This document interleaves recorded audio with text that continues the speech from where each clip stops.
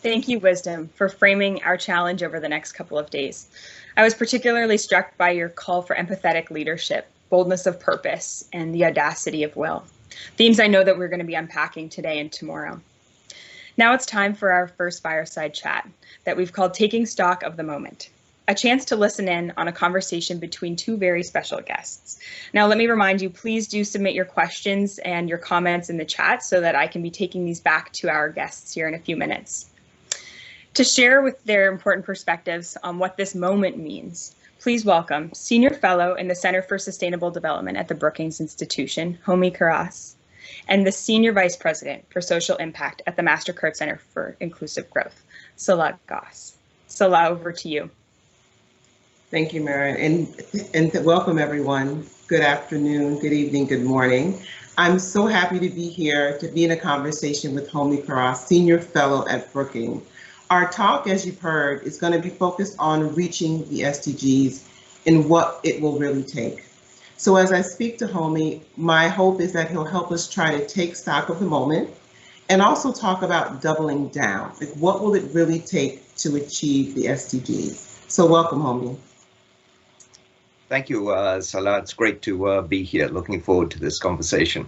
Yes, I am too. We spoke yesterday and I almost didn't want to end the chat because it was so insightful, but we had to leave some of that brilliance for today. So let's jump in. Let me ask you the first question. In your estimation, how big of a setback do you think we faced with the pandemic and other things that really we've been hit hard with over the last year? How do we achieve the SDGs now, given where we are? Can you quantify for us what the setback, if you agree it's a setback, looks like, and give any qualitative insights to assess the state of things? Look, I think it's really important that we not sugarcoat quite how devastating this pandemic has been. So last year in 2020, we probably had 166 countries across the world entering into recession. I mean, that's a number that we have not seen certainly for a century or more. So it's truly quite devastating. And in many countries, especially in the developing world, that economic recession translated almost one-for-one into shortfalls in people's living standards. So in advanced economies, there were fairly substantial cash transfers actually that were made, unemployment insurance and other kinds of help to families.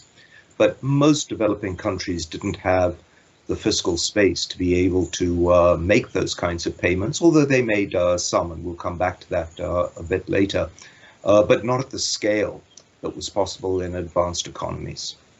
So by our estimations, we probably had something like 100 million, maybe 120 million people who were, pushed back into poverty, usually global poverty levels, defined as being people living in households spending less than $1.90 per day in purchasing power parity terms. This is the official indicator of the SDGs. That global poverty level had been slowly trending down year by year. And really for the first time in a few decades, last year, it blipped up. And it blipped up by a very substantial amount, much of which, I have to say, is concentrated in two places. It's concentrated in India, and it's concentrated in the African continent. And why those two places? Because those are the places where people had most recently come out of poverty. So they were closest to the threshold and therefore most vulnerable to falling behind. It's not just poverty. When we look more broadly and we think about what's happening to hunger, the numbers on hunger have also been really quite awful. So we probably have another 100 million people, so now 700 to 800 million people experiencing some kind of food insecurity. When we look at education, We had at one point last year 1 billion children out of school. So all of these things will take a great deal of time to recover from. And I haven't even talked about the health impacts, which presumably everybody knows and understands have been quite devastating, and is still unfolding in ways that are very difficult for us to predict and imagine. And I think everyone was caught by surprise with this sudden spike in India, which is so important because just as India was one of the places where poverty increased most last year, we were hoping and anticipating that there'd be a very rapid snapback in growth in India. The IMF, in fact, had a forecast for growth in India that was in double-digit levels for this year, which would have done a tremendous amount to, offset that initial increase in poverty. Now I think many of those kinds of projections are being thrown up in the air. So this has been a serious setback, one of really unprecedented proportions. But it just, I think, reinforces the fact that we have to do something strong, something ambitious, if we're going to reverse it. Yeah, and you talked about, there's myriad of things that we were hit with. So not only, to your point, health has gone down, but education, income. So I want to ask you what might be a bit of a strange question, but something that I've been thinking about and even came up when we spoke yesterday is, even given all these things, right? And I'm not downplaying any of them. We have the pandemic, economic downturn. If you think about the US, the reminder that we have a long way to go for racial injustice and to combat systemic racism.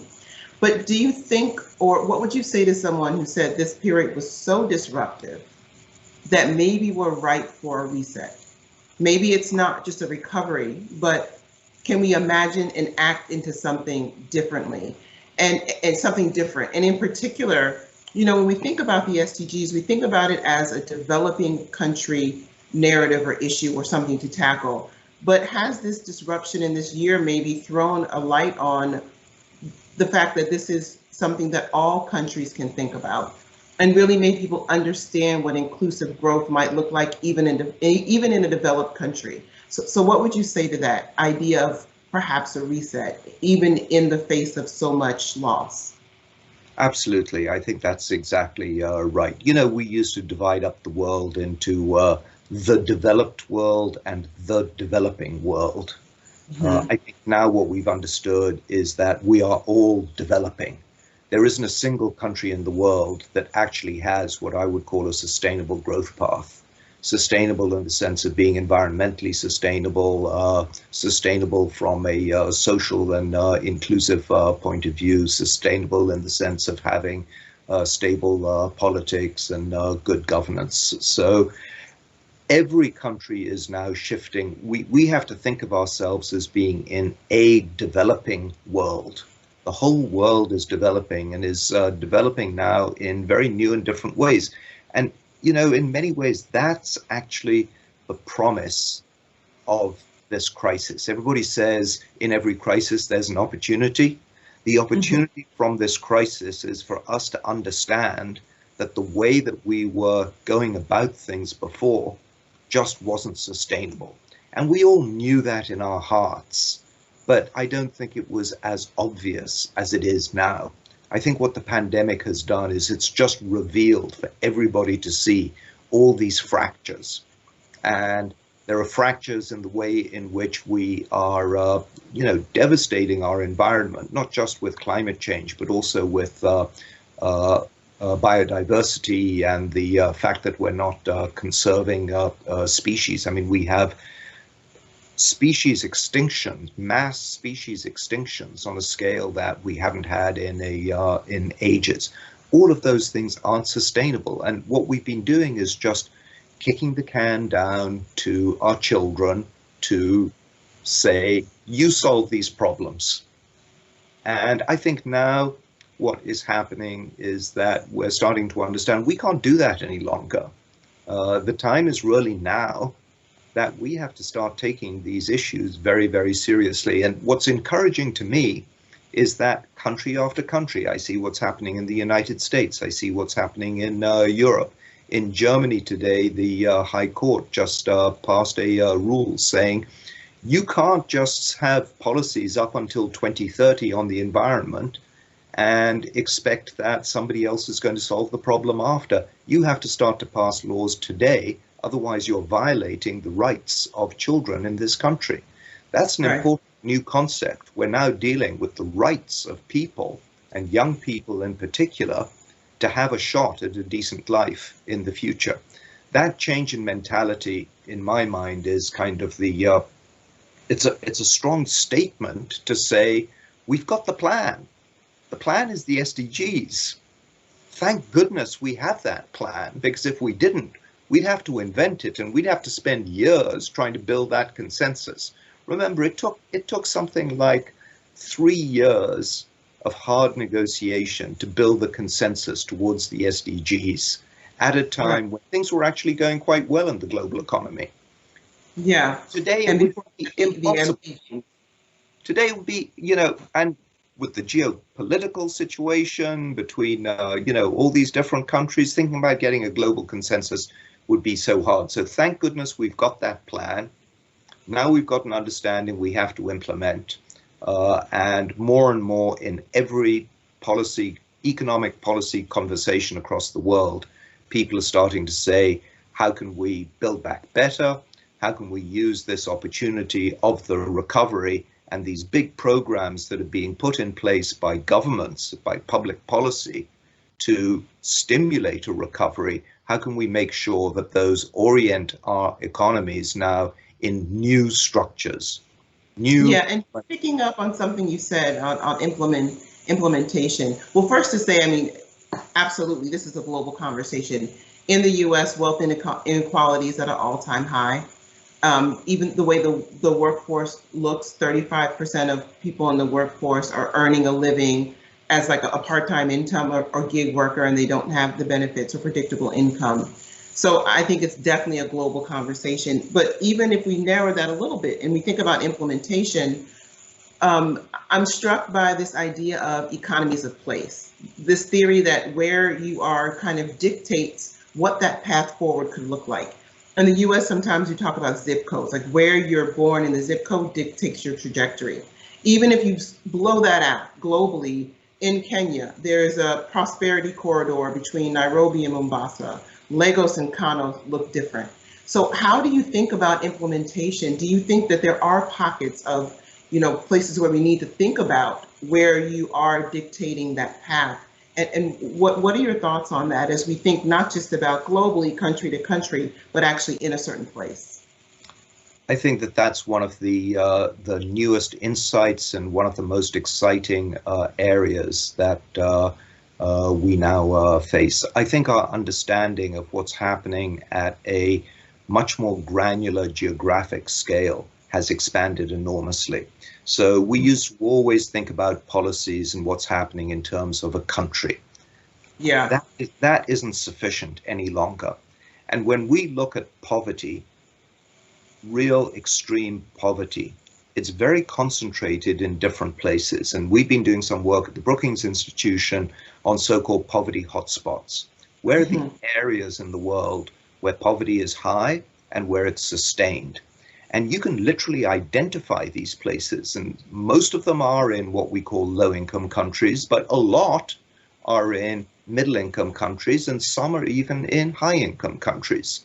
So you can't just automatically say, well, this is the country, and therefore we don't need to concern ourselves about these poverty hotspots. And if we aren't intentional and explicit about targeting our assistance to these places, the idea that they will just be pulled along by general economic growth, I think has proven to be false. We now have time series going back, and what we see is that these so-called lagging regions continue to lag, and in many instances fall further and further behind, because the convergence in economic jingo, the convergence is conditional It's not necessarily unconditional. And that's a really important insight because it means that a lot of the way in which we think about assistance has to be adjusted because it's no longer just let's try to make these countries grow and develop as rapidly as possible. It's also where in order to make sure that that growth is inclusive. And we can't just rely on migration to solve this problem. Migration happens, but it doesn't happen, even internal migration within a country, it doesn't happen at a rate that is fast enough to offset those initial disparities in per capita income across regions.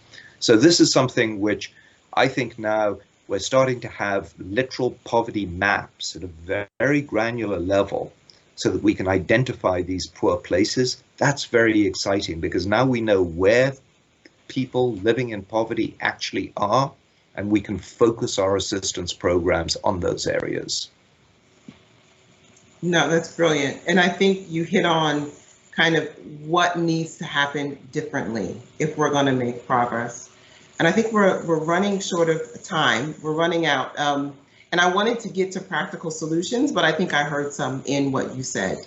And, you know, even in the US context, urban versus rural, as it relates to how even the pandemic played out, it was very clear that there are corridors. And at the center, we think about that and really how do we help people move and small businesses in particular and buttress that with data. So I hope that will suffice in terms of some real solutions that we have. But I think we have some questions from the audience. So maybe I'll throw it back to Marin to tee some of those up so we can keep the conversation going. Great. Thank you so much. It's been a really insightful conversation, Homi and Salah, and it's really generating a lot of chatter in the Q&A. So I would love to kind of go to some of these questions and get your further insight. And so Salah, the first question is actually for you. So what role do you see financial inclusion as playing moving forward, taking stock of where we are now, but then moving beyond this moment? What role do you see financial inclusion playing in this recovery, this inclusive recovery? That's a good question. And I don't think it's an overstatement to say it's absolutely foundational. And not just financial inclusion, but financial health. And so beyond counting bank accounts, I think we're beyond that. I always say no one wakes up in the morning, just says, I want a bank account for its sake. We want it because of the way it allows us to interact with the economy.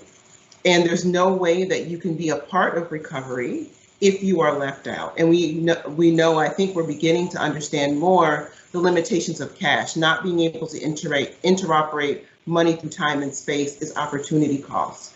It's loss of getting vital services, and it's really a loss of being able to build back better and build back in a broader way. And we see that particularly with small businesses that remained in cash, that got hit hard by the pandemic. And so we focus on trying to help them come into the digital economy.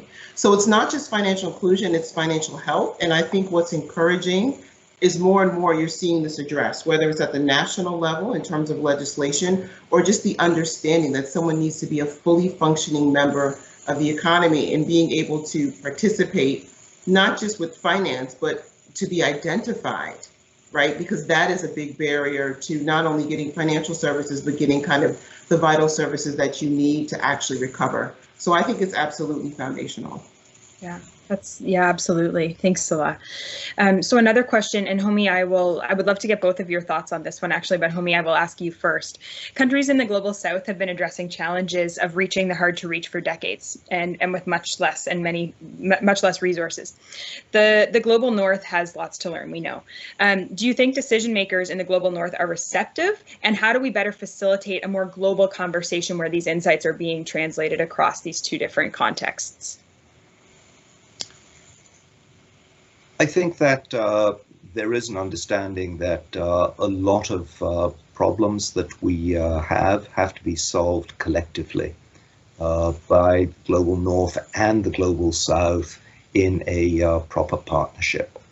And I think that many of the ways that we talk about things like aid or official development assistance. It's now being done quite differently, and sometimes it's government to government, sometimes it's through philanthropies and through other kinds of mechanisms. I was really struck during this particular crisis. The government of Togo was trying to say, what can we do? We have to do something to help poor families. And they teamed up with a non-profit called Give Directly, that's based in New York, and using machine learning with some satellite imagery, they were able to actually identify in 3 months where the poorest people in the country were and develop a technology that so that people, not even with smartphones, with ordinary phones, they could send an SMS message and they could actually see whether they were on the list to be able to receive money. And if they were, they would immediately get a confirmation and they could get money from the government. From nothing to actual cash in the hands of poor families in 3 months. I mean, that is an extraordinary process. And it gets back to what Salah was saying on the on financial inclusion. You can only do that if you can do all of these transfers and make payments electronically and digitally. So you need to have more digital financial inclusion. And we've now seen probably 200 countries across the world expanding that kind of service coming out of government. So governments are really seizing on these new technologies as being ways of doing things differently. Thank you. It's great. And Salah, I know you're uniquely positioned, I think, to speak to this question because you have such an extensive background and career in the global context, but now also you're taking over social impact for North America at the center in a new role. So would love to get your thoughts with sort of that dual perspective in mind. Yeah, I think Homi said it well. So maybe I'll just add maybe 2 thoughts. I think, so first, I think, yes, I think there is more receptivity. And I think it's a groundswell. I don't think, it's necessarily happening in boardrooms, although I do see companies kind of understanding how interconnected they are in the economy. But it seems like it's coming from practical things that work. One of the things that struck me this year when there were protests of some of the racial injustice that we were shining a light on is that they were global. And you had groups speaking to each other across borders and across oceans about organizing, about how you actually gain and create agency for yourself.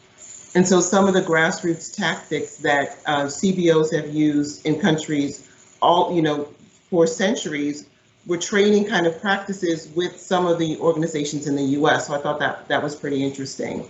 And also we're seeing things, even in the financial inclusion space, cross borders a bit as well. And so, there's this idea of a savings group. So it's called Tontine in West Africa. It's called Isusu Chamas. And there's an interesting company in Canada called CEO that uses a model similar to that to actually vote on the idea that has the most promise and fund in a group that woman entrepreneur, and their rates of return are astounding.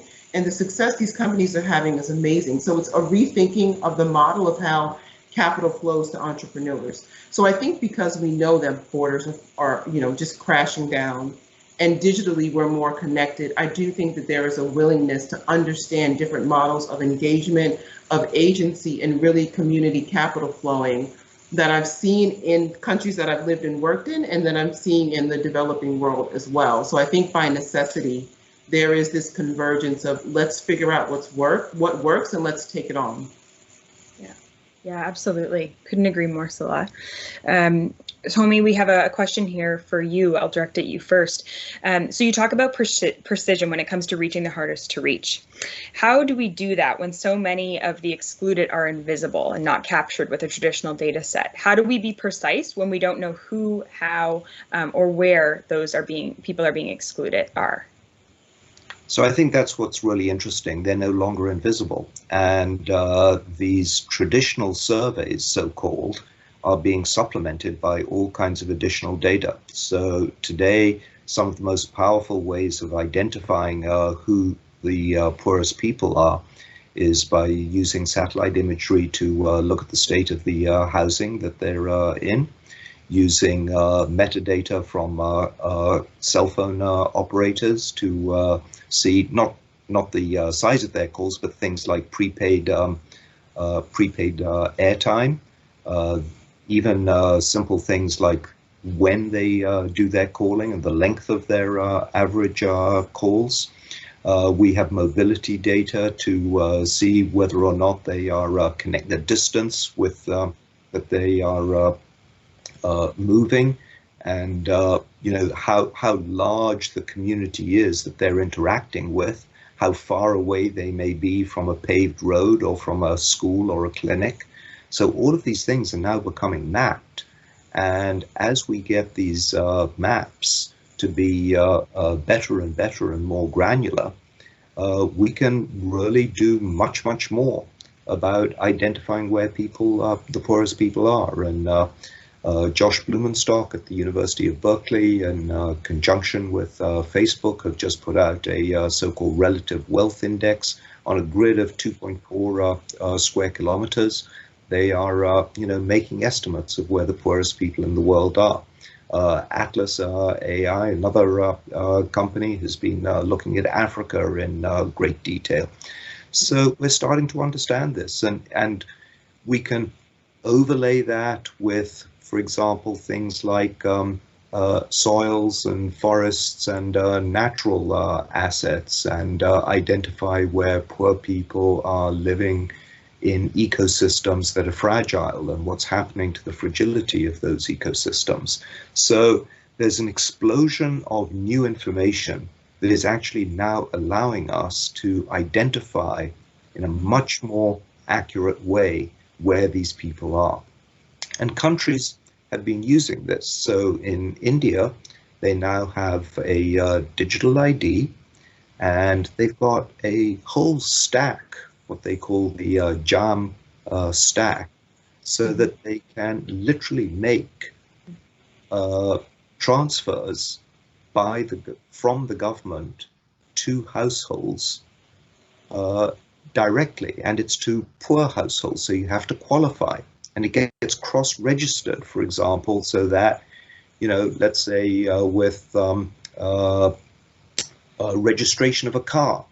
This is actually not necessarily from India, but from other places. But if you've, if you own a car, then you don't qualify as being poor. So there are these various filters that can be used to make sure that you're actually reaching the poorest people, and that allows you to really change the way in which you do subsidy programs. You get it directly to the people in need, rather than to the suppliers and hoping that the suppliers will then supply to the people in need. What we usually have is that the suppliers supply to the people who are not in need, who in turn make a lot of money off those kinds of programs. I think, Homi, that's such an interesting insight, because it's something that we've noticed coming out across our case study. So we've now have about 30 case studies that we've completed at Reach, and we're doing a bit of a subset analysis on those that are focused on financial inclusion right now. And that's been one of the key insights that's come out across these case studies, is that the importance of targeting and understanding the vulnerability of a particular population in order to reach that lowest income quintile or quartile. So I think that's something that we're seeing play out absolutely in the research as well. So really, really interesting. And even if you just add this idea of matching supply and demand and understanding the real, not just the movement of money or the need, but the real even ability to spend, or the prosperity in a neighborhood, or the spend. I'll give you an example. So we have Mastercard spend data, and it's aggregated and anonymized, but it's such that we can look in a neighborhood to see spend patterns. So in places where a neighborhood could be counted down and out, there must not be much money movement, there's not much money to be spent, we can actually shine a light on that and see if that's true. And we've seen in certain areas where there is no grocery store, for example. And so the idea is there's no demand, therefore there's no supply. We know, we talked about health before. We know that health is directly related even to financial health in terms of having health shocks and having, that be something that can set you back. So not having access to fresh foods can be an issue. But we can look at a neighborhood and actually say, okay, this is what was spent on groceries and has to be spent outside of a neighborhood because a certain neighborhood actually didn't have that. And we can give that to the supply side and say, well, if you're looking for business opportunities or you think about how a neighborhood or a city becomes resilient, a grocery store could be one of the things that you think about. So I think it's important not only to show the need, but show the potential and show the true financial lives of the communities you want to serve. And it's interesting you use this word invisibility. That's kind of how, in kind of layman's conclusion, it's throwing off the invisibility that people live in when they're not included, because that invisibility is costly.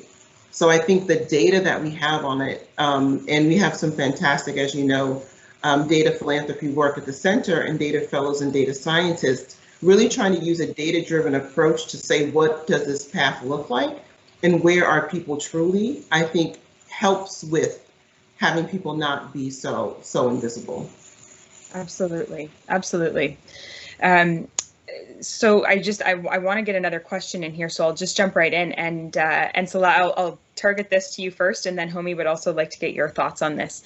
So the question is, given that it took years to establish the Sustainable Development Goals, and 2020 has completely changed the playing field, and I think, really upset things, as you've mentioned, and that was how you started out this conversation.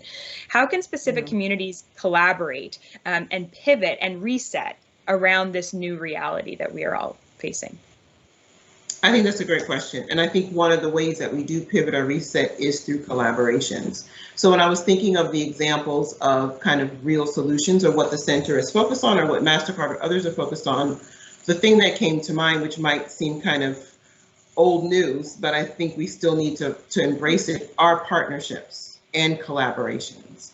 And even the example I gave about the community or the neighborhood, that can't happen, anything in terms of progress can't happen in isolation. It needs to be a partnership with the city government, with national government. So I think the more that we can even cross sectors to understand how we work in collaboration, I think that is the only way we will reset. I think gone are the days where we think that one sector or even, quite frankly, one country can solve things by themselves. And if we can leverage the collective capabilities across, then I think that's how you'll get things done. So you mentioned before I've worked internationally, and what I've noticed there is when some might say disparate actors get on the same page, whether it's UN or government, community organizations, banks, and understand that their goals aren't dissimilar. And oftentimes, especially when you're talking about the SDGs, you're trying to reach or affect the same community. Then things move. And it is okay to have different aims if your goal is the same. So even if we at Mastercard think about how we bring our business assets to bear, and we are a for-profit business, that doesn't mean that we're not interested in underserved communities. We are. The government similarly will be interested, but more from a welfare perspective in providing for their citizen, UN agencies, etc. So I think that the more that we stop thinking that this happens in silos and really say we have the same goals but maybe different ways and complementary ways of getting there, I think that's what the reset really should be about. Absolutely. Homi, do you have any thoughts to add to that, about this pivot, how we do it? I think one of the great challenges that we have always had with the SDGs was that there was this sense that they were somehow something to do with New York. This is a UN thing, and I don't know, these big assemblies come together and they come up with these things. And maybe in some countries it's taken up by the national government. But I think all of that is, and so a challenge was always, how do we actually drill this down and make people understand that what the SDGs are actually about is about local action? And I think that's the pivot that's happening. More and more we're starting to see local communities, as Salah said, cities, understanding that the SDGs actually provide a really valuable framing for how they can think about solving their own problems. At the end of the day, everyone is interested in sustainable, resilient, inclusive, and rapid growth and development. We all want prosperity, and that prosperity starts at the local scale and gradually builds out to a national movement. And you know, so the SDGs have always wrestled with this issue of how do we go from this big international agreement to local action. And that's the big pivot that I see happening and that I'd love to see really accelerating, because it's only when we get all local communities really embracing the idea of the SDGs, whether they use the exact language or not isn't important. It's these concepts that we'll get big movement. And then you can get national governments focusing on the things that need to be done nationally. And at the international level, you can get people focused on the things that need to be done internationally. And there are some things like the discussions going on today about the global taxation of multinational corporations, etc. So every level has their own set of issues to address, but we can't lose sight of the fact that when it comes to dealing with people, the key level is the local level. Absolutely. Can I just say something on that point is, I completely agree, and it feels like we have always had an understanding of the levels, like you said, Homi, but I think the pivot becomes permanent when we realize the value of proximity. So the local level has always been there. There's always been great work, whether you call it the last mile, the first mile CBOs, but I think there's a better understanding of how important that is and how important and valuable proximity is. And it has just as much weight as an international agenda. So I would love that kind of pivot to be complete if we keep that in the conversation and understand experiential knowledge and proximity and what value it has to play in figuring out, you know, how we get to the SDGs or any grand solutions or grand problems that we want to tackle. Absolutely. So I have one more question here. We've got time to take one more, and Salah, I'll go to you first on this one. So it's clear we need a global mindset, something beyond headquarters, beyond Geneva, beyond New York. If the pandemic has taught us anything, we need to focus more on collaboration and coordination across borders. I think that's definitely something that we've heard from both of you for this morning so far. And yet we know that countries are turning inwards. Nationalism is on the rise. How do we resolve that tension between that movement and then also this understanding that we do need to be doing more collaboration and coordination? Yeah, I'll just say quickly, I mean, I think that harkens back to the need for the definition of, you know, our organizing principle of inclusive growth. I think you turn inwards because you believe it's a zero-sum game. But if we have an economy that works for everyone and have an economy where one person's prosperity doesn't mean the other person loses, it's not a competition. And, you know, this fictitious idea that it's even possible to turn inward and have prosperity, I think goes out the window. So I think it's changing the mindset of inclusive growth rather than a zero-sum game is I think the way that we get there. Absolutely. Homi, over to you on that one. Yeah, I think that's exactly right. And I think we have to keep in our minds at all time the so-called principle of subsidiarity. And very often, and part of this move towards nationalism, I think, has been a consequence of perhaps an overreach on globalization, where we weren't keeping in mind the principle of subsidiarity. We weren't saying we're doing this globalization because actually this is something that's going to be helpful to everyone. We started to do it because we said, we actually know better than you, and this is what you should be doing. And that kind of mentality, I think, is dissolving, and we're getting back to much more truly collaborative kinds of solutions. But we have to recognize that that mentality is still alive and well and in many global negotiations. You see it right now in climate change. In many global negotiations, there are still strong undercurrents of that kind of mentality. So we've got a long way to go on this, but I do think that we're starting to understand that ultimately global collective action has to work for everyone. It produces global benefits, and then we have to make sure that those global benefits in turn are shared in a reasonably equitable way. Absolutely. Wow. Well, I hate to wrap up our conversation, and I actually had the privilege of chatting with both of you already before today, and so I feel like there's so many great ideas, and there's so many questions that we haven't had a chance to get to. But I do want to thank you so much for your insight and for sharing these great thoughts and these great contributions. I know that they're really going to spark a lot of further discussion, especially leading into our roundtable later this morning. So thank you again so much for being with us here today at the Reach Symposium. Thank you. Thank you for having me. Thank you, Maren, and thanks, Salah. Thank you, Homi. Bye-bye. Bye.